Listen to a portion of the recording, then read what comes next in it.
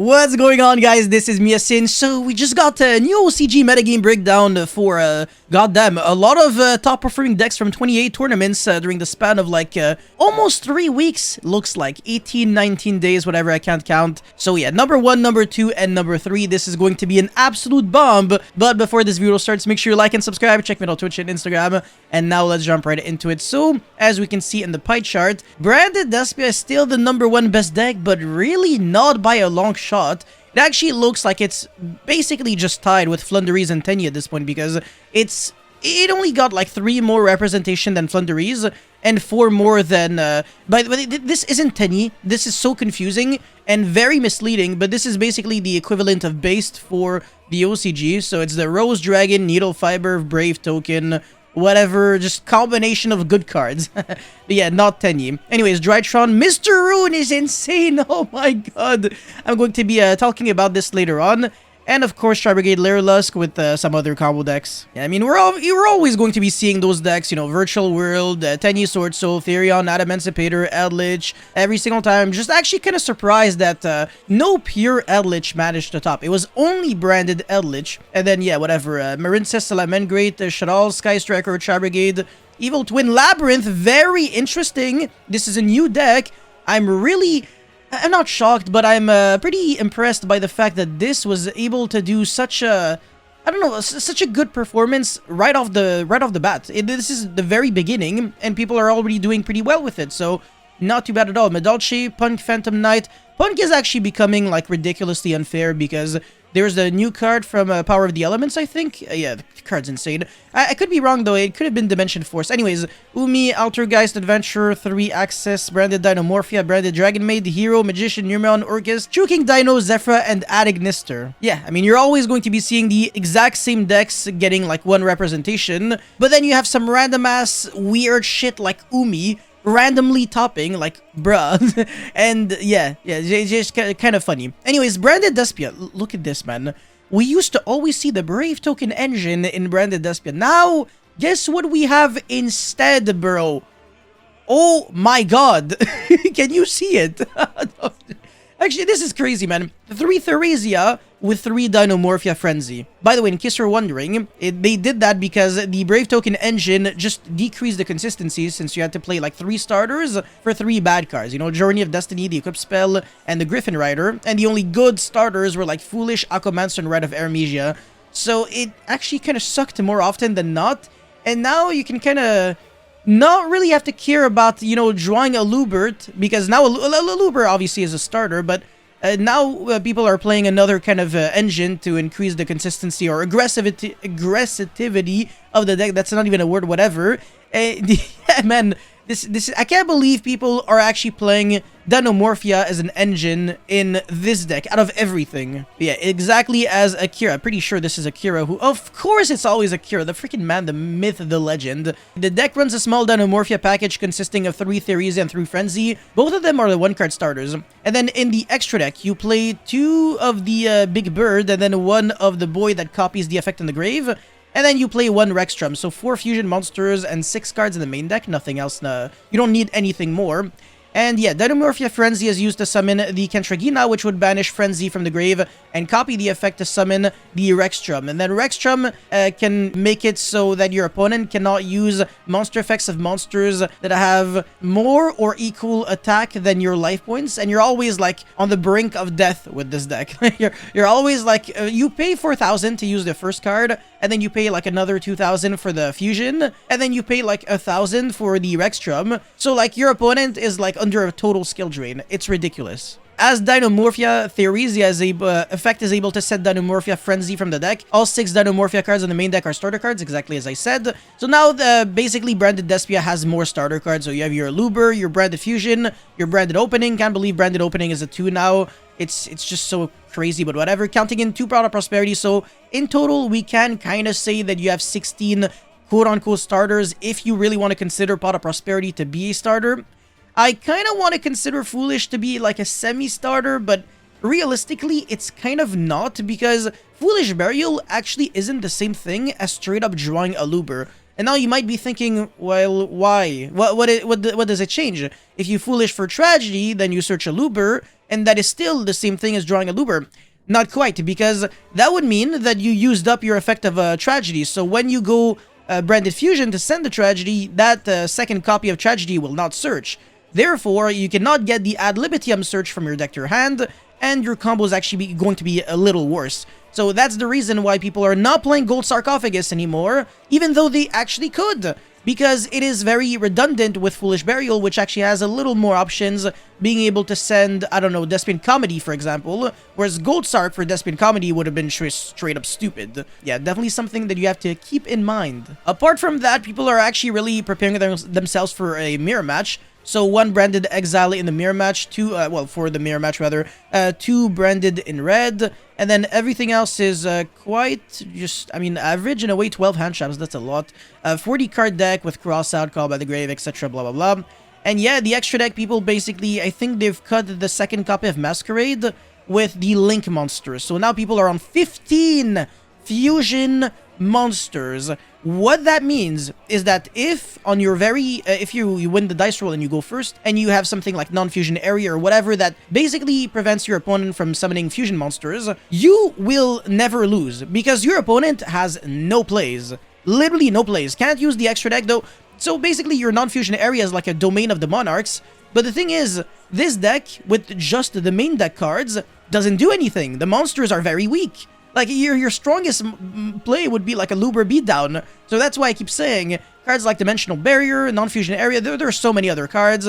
They're just so nice against these kind of builds of Despia on Game 1, and then maybe they can adapt on Game 2 and 3. Lightning Storm only 2! Wow, that's actually playing on the edge? Really? This is crazy.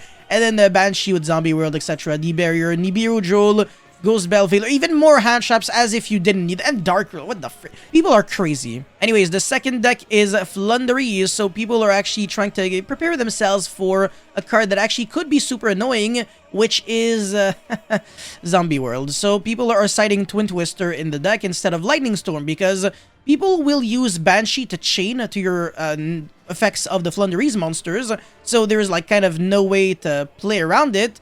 And if you have Lightning Storm, then you're getting completely cut because you have no play. However, if you have something like Twin Twister or Cosmic Cyclone, then you might be able to play. Now, one funny thing that I want to say is that if your opponent has Banshee on the field and Zombie World active, Twin Twister actually does nothing, because Zombie World is indestructible by card effect if you have Banshee on the field. But that's besides the point. Then you would have to play against someone who plays like 2 Banshee and a Zombie World, so maybe like Pure Zombie, but yeah, I don't know. Pure Zombie could actually be a meta call in a format dominated by Flunderies. Hey, maybe, huh? Updated zombie combos coming up soon. Let's try to smash the like button, man. And yeah, apart from that, in the main deck, nothing too exciting. It's actually really cool how Road of the King actually lets you know which cards are semi-limited and limited now. Really like that, man. It's actually pretty freaking awesome. Yeah, whatever. So everything else is standard. 2 Ryza instead of 1 Ryza, 1 Apex. Vanity's Emptiness in the main deck. I think everybody is doing that right now. If your opponent goes like activate Branded Fusion and you chain Vanity's Emptiness, you win the game. It's literally that simple. The extra deck really doesn't matter, and the side deck, it is what it is. Alright, this deck, very freaking sick. So this is the definition of a go big or go home combo deck. It literally is. The only hand trap is being played as like an extra copy of Call by the Grave, but it's not really like a hand trap. It's basically like an anti-maxi. So, playing 3 Foxy Tune, I actually can't believe that this card is unironically being played as a 3 of. It's ridiculous. And then 1 Ogre Dance, 1 Diano, 2 Xiamin, 2, not 3. Wow. And they only have 2 E-Telly, and they're still playing the full package. Like, we have 3 E-Telly, so imagine when we're going to be getting the final pun cards. I think Dianote is the final one. This is going to be insanity. Like, seriously, the one single card gets you like a Zexal on your opponent's turn, or like ridiculous things. So, yeah, if you can do this with 1 card, imagine what you can do with like, I don't know, like a full hand of 5 cards.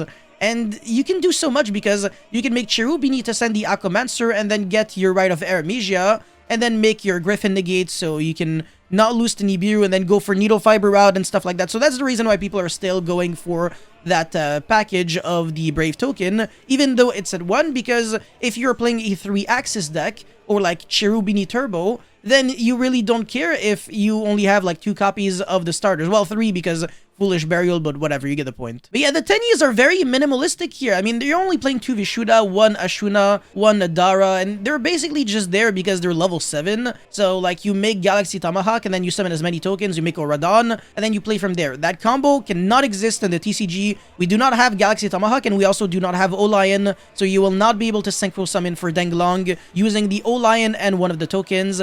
Therefore, forget it, basically. Anyways, 2 Jet Synchron. Again, another thing that we don't have, so a lot of banned cards in a row. Kinda freaking insane. And the 9 Pillars, of course, very nice Omni Negate that you can easily search with the Dengalong. And really like the fact also that there's 2 Oradon in an extra deck, in a combo deck. You don't see that every day. And now for the side deck, very aggressive. 3 Lancia, 3 Maxi, 3 Droll, 2 Bell, 3 Imp, 14 Handshaps with a red reboot. Goddamn, no backroom removal. 0. Wow. So if I activate like a continuous spell floodgate, you might not be able to out it. Yeah, because red reboot is the only way to deal with back row, but only with shop cards and not with spell and shops. Anyways, moving on, we have Drytron. So Drytron would still prefer to run Forbidden Droplet as they could use their Drytron effects from the grave after sending them for the activation cost while still allowing them to do damage. Whereas Dark Ruler, it's not the best sometimes because sometimes when you use Dark Ruler, you can't OTK, so that forces you to make a lot of negates instead. And if you're playing a going second deck, Dark Ruler is just not the best, ironically. I know this is funny because Dark Ruler sounds like good in paper in going second decks, but it's it really depends on what else you have. So if you only have Dark Ruler, you're screwed. If you have Forbidden Droplet with like an OTK, you win. Otherwise, you know, yeah. But whatever. It's not it doesn't change that much in the long run because Drytron is still that deck that can make so many negates. So whether you're playing Forbidden Droplet, Dark Ruler, doesn't change that much. And yeah, this deck list is so incredibly boring. I don't even want to go over it. The deck list and the TCG are like so much different than that. It's actually ridiculous. So in the TCG, we only have 1 Ben 10, we have 0 Ava, we play 3 Gamma for the most part. Some people play 1 Delta, some people play 2, and some people play 3. It's very variable. Oh my, there's something in my eye. I don't understand why. Anyways, the field spell is also pretty interesting. Some people play Terraforming because they want to play Mystic Mine. And then the Dawn of the Herald package is interesting with preparation of, pre-preparation of rights, and of course, preparation of rights is a fantastic card. So, yeah, I'm not going to be going over anything else, but yeah, in conclusion, the format is basically the same for the most part. Yeah, I mean, obviously, the same decks are still the best, but the Brave token engine got so much worse that people are now experimenting with completely different strategies, such as the Dinomorphia engine, and we can really see how there is a very tremendous difference between, you know, 6 starters to like 3 starters to 4 starters to like 3 starters to 2 starters, whatever. So having less and less enablers for your Brave token engine means that you might actually start drawing the bad cards more often than the good cards, and it's just not really worth it at this point. So yeah, just adapt, basically. When there's a ban list, you don't necessarily have to drop the deck completely, because when you think about it, the Despia deck on its own didn't really get nerfed significantly. So that's why I'm trying to say that this deck might actually be a pretty good investment in the TCG, because if anything, the one thing that will get a hit would be the Brave token engine, but the pure Despia deck will probably get a not hit for like a while, because it really isn't unfair. And I've been saying that forever. I just do not believe that branded Despia, even with branded Fusion, is unfair. It's a good deck, but it's not unfair. So even with, you know, all these new strategies and stuff like that, it's barely better than Flundereeze. And in the TCG right now, people are bullying Flundereeze, and the Flundereeze players saying like, you know, it's a helmet deck, no skill, it's garbage, blah blah. Well, look, if the first deck is barely better than the second deck, then it means that we're not living in like a super unbalanced format where, like, you know, back in the days, Phantom Knight was like 30%, and then the second best deck was like 10%. So, yeah, that's what I'm trying to say. Anyways, that's pretty much it for this video. Let me know your thoughts in the comment section below. As always, don't forget to like and subscribe. I'll see you guys very soon. Peace.